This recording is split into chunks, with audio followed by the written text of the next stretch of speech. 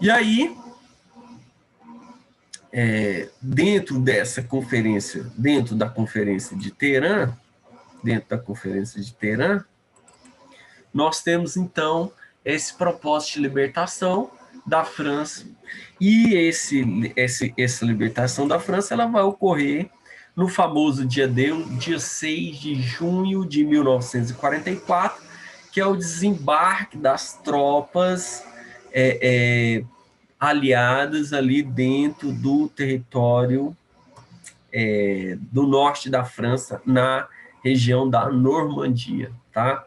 A partir disso aí há um cerco ao exército nazista, até que o Exército Vermelho Soviético chega a Berlim em maio de 1945, tá bom? Bom, o conflito chegou ao final, o Hitler, ao final do conflito, ele, segundo a historiografia oficial, ele acabou suicidando, ele e a sua esposa, Eva Braun, e o desejo do Hitler é que, após o suicídio dele, ele fosse queimado e enterrado no Kremlin, tá? Na região onde era o governo alemão. Se você quiser ver isso com um pouco mais de detalhe, é só você ver o filme chamado A Queda, do Adolf Hitler, tá? Esse filme ele mostra os últimos dias do Adolf Hitler à frente do comando nazista. Se você quiser ver o desembarque da Normandia, o 6 de junho de 44, você tem que assistir o filme O Resgate do Soldado Ryan. Os 30 primeiros minutos do filme é só falando, é só mostrando como é que ocorre esse desembarque de mais de 2 milhões de soldados vindo por terra, água e ar. Beleza? Então, assistam esses dois filmes que são indicações para a Segunda Guerra Mundial. E tem vários outros, tem muitos filmes sobre Segunda Guerra, tá?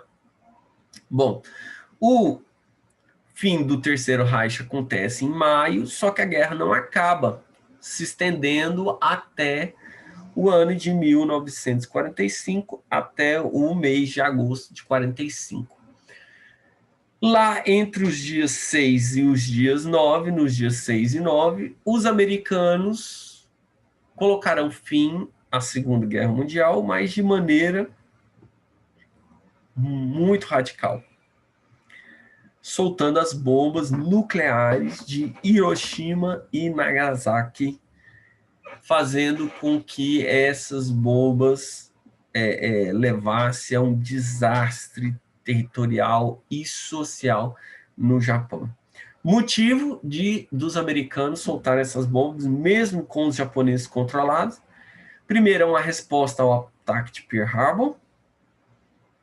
E segundo, é para mostrar o seu poderio militar já para os soviéticos, iniciando, e alguns historiadores colocam que soltar essas bombas é o início da Guerra Fria, onde nós temos, de um lado, os americanos como expoente, e de outro lado, os soviéticos como também a grande potência vencedora. Essas duas potências vencedoras serão os grandes expoentes daquilo que vai começar a ser chamado de Guerra Fria. As consequências da guerra está aqui, um custo militar de 1,3 bilhões de dólares, tá? 30 milhões de feridos e 50 milhões de mortes. Entre esses 50 milhões de mortes, nós temos destaques para os quase 6 milhões de judeus que morreram nas mãos dos alemães, tá? Por conta do antissemitismo. E aí, nós temos, então, alguns pontos centrais, né? O mundo vai ser dividido entre capitalistas e socialistas, tá? Esse mundo vai ser dividido entre capitalistas e socialistas. Vai ter uma conferência chamada Conferência de Yalta, onde, nessa conferência, vai ser atribuído aqui vai ser atribuído aqui a primeira ideia de criação de um organismo militar envolvendo todas as nações. Como é que é o nome desse organismo hoje? Um organismo político. Um organismo político para que tenha todas as nações em um único órgão. Hoje é a ONU, Organização das Nações Unidas. Então, a primeira ideia de criação da ONU, ela passa na Conferência de Yalta, tá? Em 1945. E pós a Conferência de Yalta também, nós vamos ter aqui, nós vamos ter a Conferência de Potsdam, em 1945 também. A Conferência de Potsdam, ela ocorreu na região, nos subúrbios da cidade de Berlim, nessa região chamada de Potsdam. E aí, quais foram as definições ocorridas nessa conferência? Primeira coisa, ocorre a desnazificação da Alemanha e a delimitação do país. Eu vou mostrar isso para vocês, o que é essa delimitação. A desnazificação da Alemanha significava acabar com o nazismo. Tá? Apesar de acabar com o nazismo, isso aqui teve consequência central, apesar de ter conseguido acabar com o nazismo, ainda há adeptos da ideia militarista, nazista, autoritária, antissemita. Então, há grupos neonazistas ainda dentro do território alemão. Tá? E isso é importante ser falado. Os alemães, ao invés de esconderem esse passado terrível do nazismo, eles fazem o inverso. Muito pelo contrário, os alemães, eles não escondem esse passado, eles mostram para essa geração todos os erros para que isso não aconteça, não ocorra mais. Esse é o grande papel da história. Nós não podemos encobrir aquilo que não aquilo que foi errado. Nós temos que mostrar. Porque encobrir essas forças levam ao quê? Levam a erros que as outras gerações podem vir a cometer. Principalmente hoje com essa escalada autoritária, principalmente hoje com essa disseminação desenfreada de notícias falsas. Olha, vou falar um negócio para vocês.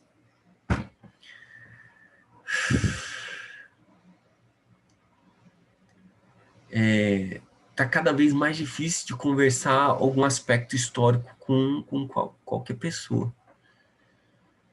Que virou uma falácia, todo mundo agora quer saber de história, sem ter estudado.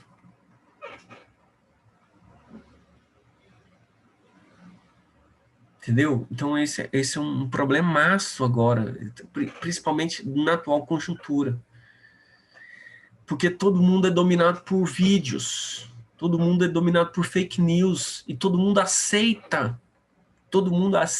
de mão beijada aquilo que chega diretamente no seu celular.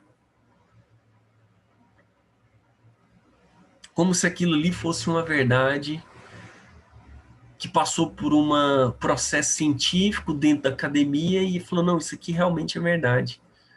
Cuidado, meninos, cuidado. Cuidado com disseminação de ideias falsas, cuidado com fake news.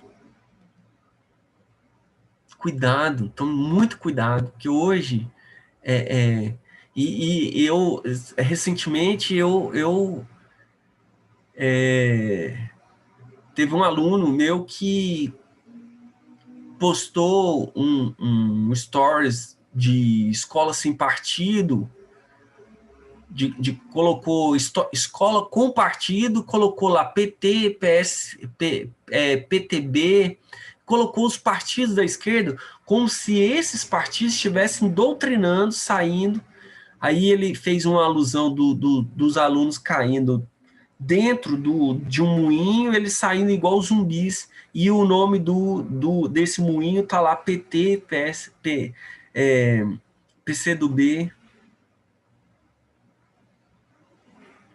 Que mentira, que fake news mais tosca. E os alunos caindo dentro desse jogo. Tome muito cuidado com isso, muito cuidado. E eu, assim, eu repreendi porque, assim, primeiro porque é um ex-aluno meu, e eu falei assim, você acredita nisso mesmo? Aí ele mandou para mim, ele falou, não, talvez eu tenha errado aqui, eu deveria estudar mais. Tem que estudar mais mesmo. E outra coisa, não fica espalhando esse tipo de notícia, não. Se você não sabe, você não espalha, não. Vai estudar. Vai estudar. Estudar não é entrar no Google, não. Pegar livro. Ler. Muito. Ler e interpretar. Tá? Então tá aqui. Voltando aqui à nossa ideia. Então, desnazificação para acabar com esse ideal nazista. Né? Julgamento dos criminosos de guerra. Esse julgamento ele se deu no Tribunal de Nuremberg. Tribunal de Nuremberg. Esse tribunal é um tribunal na cidade de Nuremberg, na Alemanha. Então, vários agentes nazistas foram condenados à morte, outros foram somente presos e outros foram libertos. Tá?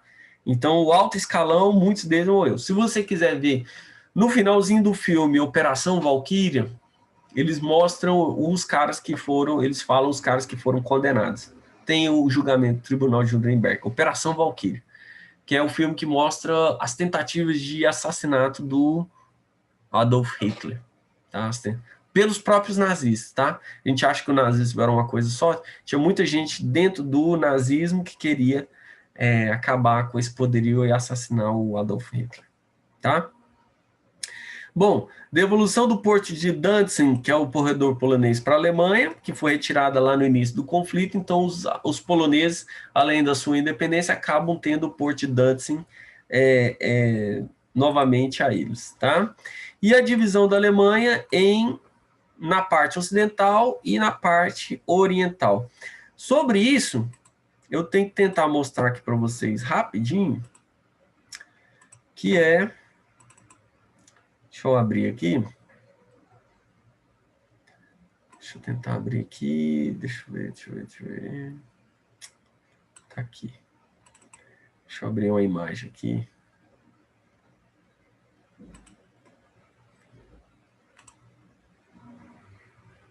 Queria mostrar para vocês uma imagem essa imagem da Alemanha dividida. Só um minutinho aqui.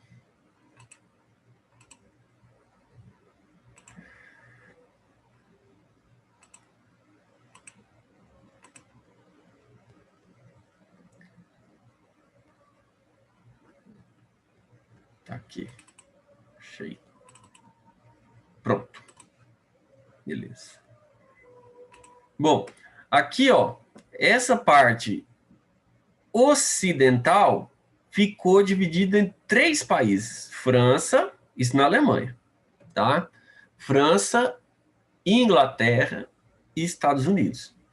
E a parte oriental da Alemanha ficou a cargo dos soviéticos, tá?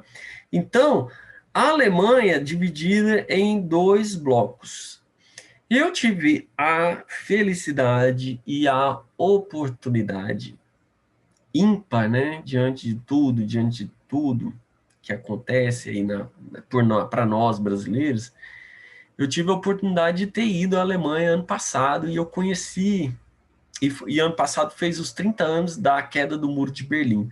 O Muro de Berlim, ele passa aqui, ó, essa região aqui de fronteira entre a parte ocidental e a parte oriental, tá? Então conheci vários desses lugares aqui, e assim, é notável o tanto que é diferente do lado ocidental e do lado oriental 30 anos depois da queda do muro, tá? Então, os regimes se formam ali, a intensificação da Guerra Fria faz com que, em 1961, seja construído o Muro de Berlim, tá? E isso vai fazer com que ocorra essa isso vai fazer com que ocorra essa implementação desse poderio das principais potências para que não ocorresse um novo poderio da Alemanha, um novo surgimento de um novo grupo nazista que viesse a controlar os alemães. Então, por isso que a Alemanha, depois da Segunda Guerra Mundial, passa a ser controlada por essas potências por um período de quase 40 anos, né? Então isso é notável lá. Bom, meninos,